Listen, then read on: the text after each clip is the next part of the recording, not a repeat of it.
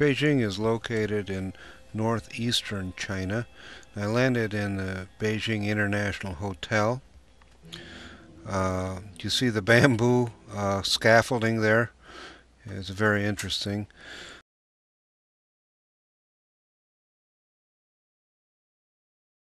Uh, you can see the picture of Chairman Mao. That's pretty common in China.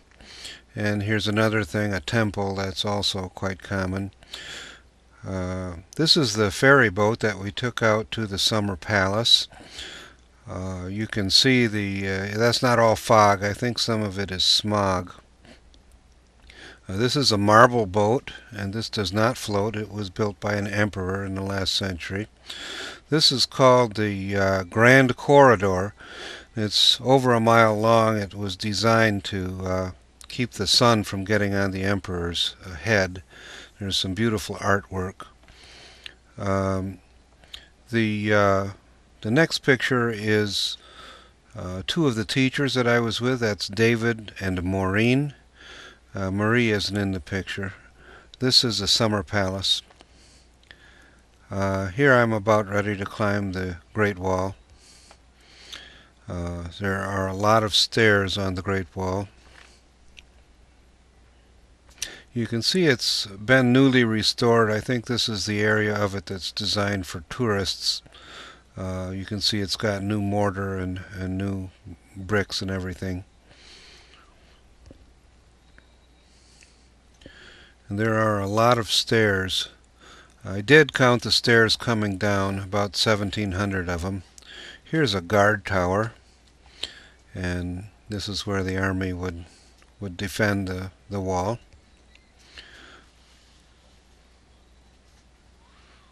And here's a little inside the tower. And I'm exhausted there. I've just climbed 1,700 stairs. I was invited to Shanghai to go to a party. Shanghai is in the east of the country. This is an interchange in Shanghai. It took the Chinese 5 years to build this freeway through Shanghai. This corporation wanted foreigners to come to their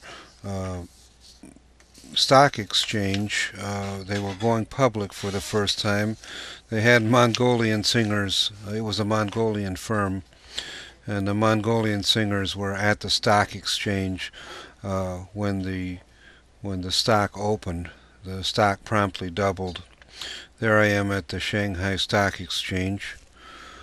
Now here's the Mongolian singers. At 9 in the morning the exchange opened, and the Mongolian singers were singing. I was down there for a 3-day party. It cost me about $100. And I was a guest of that company. The Shanghai Stock Exchange is an extremely impressive building. You get some idea of the size looking at these pictures.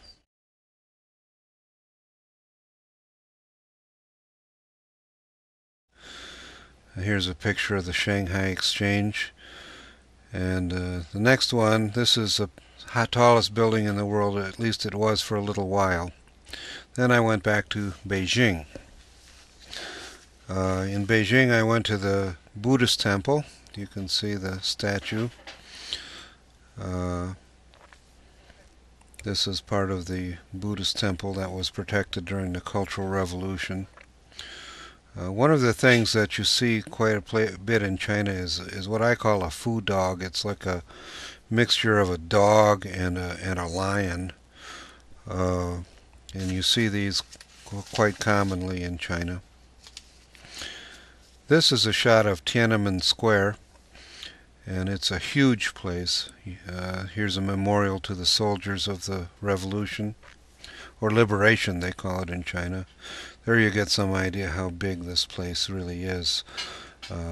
Tiananmen Square is just huge. And now we're at the Forbidden City.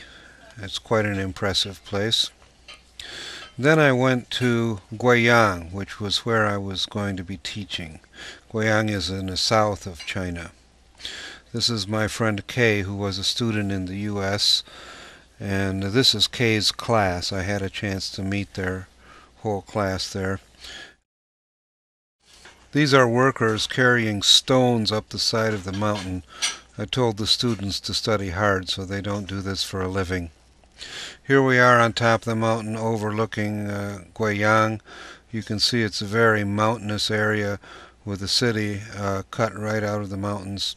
You see little peaks of the mountains sticking up around the city. Guizhou is a very mountainous province. Here I am with the students. They had some really cute little kids there. And I'm the first foreigner that of course they met. This one had to hold my hand climbing the mountain.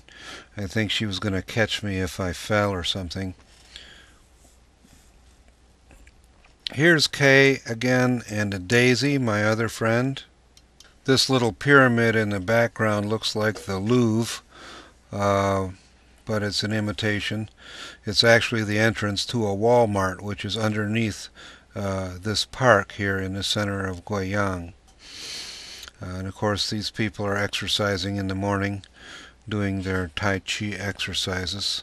This is a river that runs through the center of town. They had a huge expense cleaning it up. It's quite clean.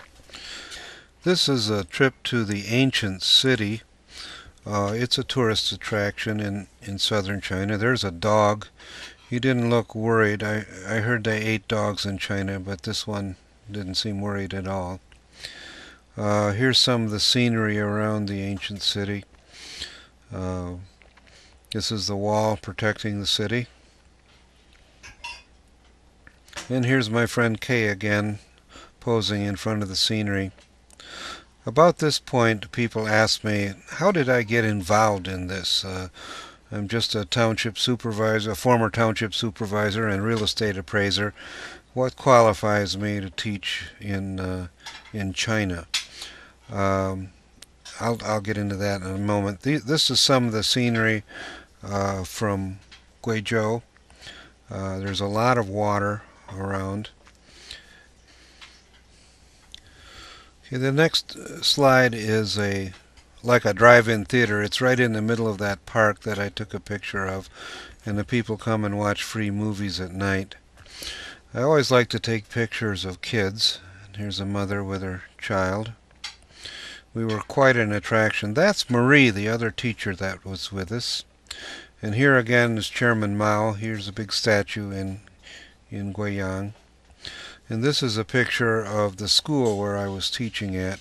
That statue is a pomegranate, and the berries inside represent the students. Here's a typical meal. There's usually 2 or 3 meats and a lot of vegetables. Meat is cut up. That beer costs about 25 cents for that bottle there. There's Marie again, standing in front of the sunflowers. And there's Marie and Maureen there. We crossed a bridge with the water buffalo. There's David. You can see him in the back, kind of the Chinese equivalent of running with the bulls. Then Marie had to get in front and took some pictures, and she just didn't realize how big those water buffalo are. And there she is, just about the time she realizes she has a problem. These are jade statues that Burma donated to China hundreds of years ago. They seem quite expensive. They're all life-size. This is a temple in the center of the town. It's a tourist place, tea house now. And now we're coming to my students.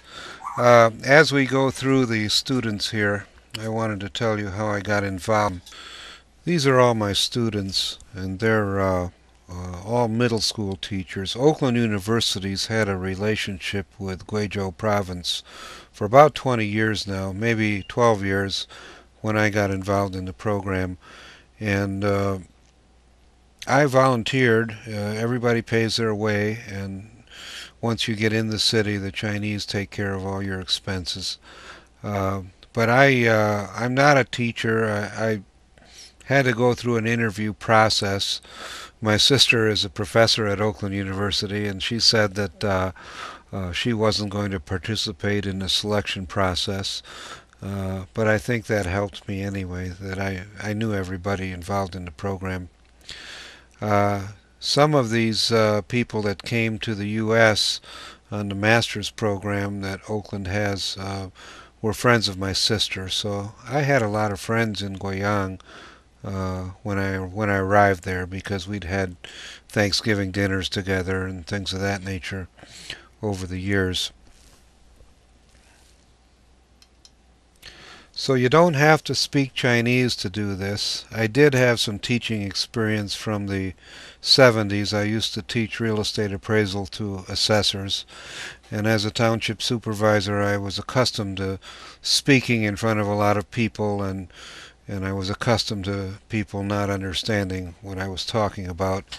So that's what I told them in my interview, and the fact that my sister was involved in the program didn't hurt either, I think. This was the class monitor who sponsored the trips to the countryside on the weekends. This is the Hanguashu Falls. These are the biggest waterfalls in China, and they're in the Guizhou province. It's very interesting. It's quite dangerous. There's no handrails down there. You can get as close to the falls as you dare, and if somebody bumps you and you fall in, well, I think you'd probably die. But you can get as close as you want, and it's quite an unusual feeling to be involved with that many people so close to what's an obvious hazard there. The waterfalls were very impressive, and you get a lot closer than you would expect. Coming up, we have another picture of a child. I enjoyed taking pictures of the kids. They carry the kids on in a backpack kind of, and it's pretty common to see the kids carried this way. Here's a Catholic church in Guizhou province. The French did penetrate from Indochina, and they built a church in Guizhou, and which survives to this day. On our way back from the waterfalls, I just stuck the camera up to the window and took pictures of the countryside.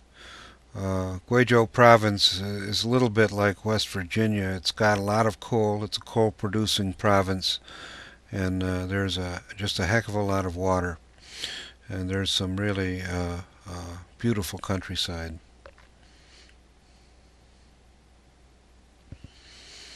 A lot of these buildings seem very old. Here we are in a Taoist temple, and we're back in Guiyang now.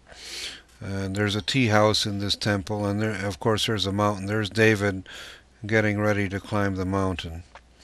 And here we are on top of the mountain taking pictures of what's quite a modern city. This is Guiyang, and you can see the little mountaintop sticking up. We're about 5,000 feet above sea level. There's a meal again. And here's one of my students on a bridge.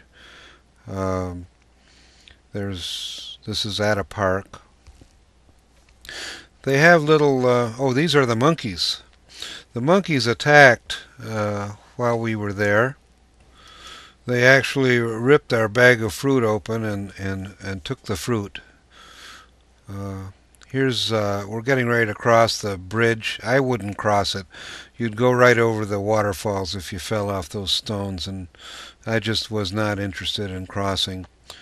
But then, just to shame me for being a chicken, a guy walks across with a child on his shoulders. So they were quite brave. Here I am sampling some of the street food. They told us not to eat it locally, but it looked pretty good, so I tried it, and I had no problems eating it. And again, here's some water. Here's a farmer here that I caught out of the window. And now we're on our way up to Zunyi, which is a meeting place where Mao Zedong took over the Communist Party, and this was in the mid-30s. They had a big battle in Zunyi where the 20 or 30,000 communist soldiers escaped the Kuomintang, and that's the third picture of Mao Zedong. That was when he was young. Here's a jiaozi party. My students decided to prepare jiaozi for me. It's a dumpling.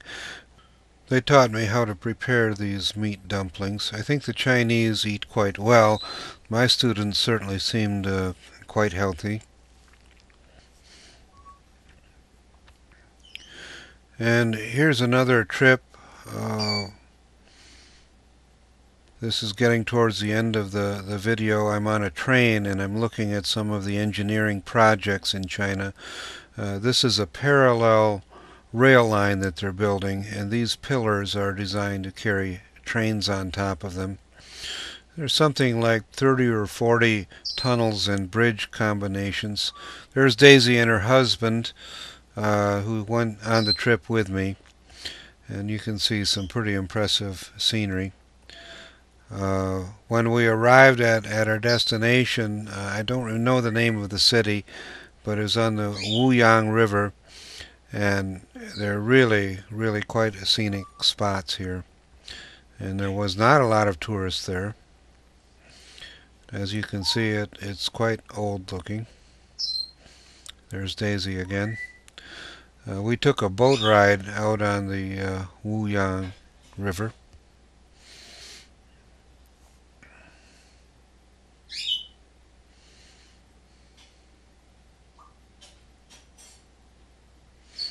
The water seemed quite clean up here.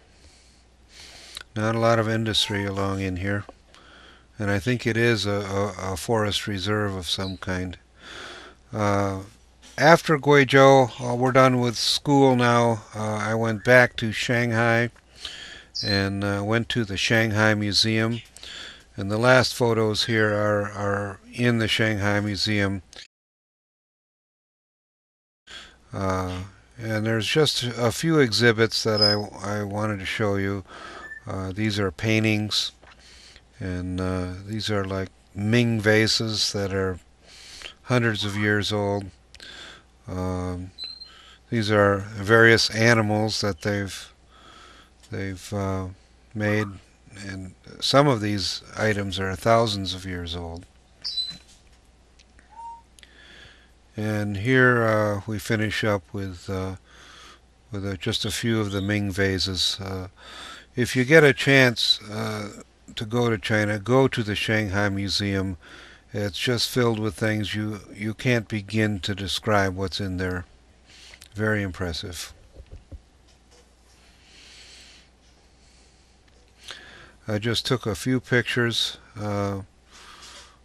I could have spent a half an hour in the museum alone, just showing pictures of what's in that museum.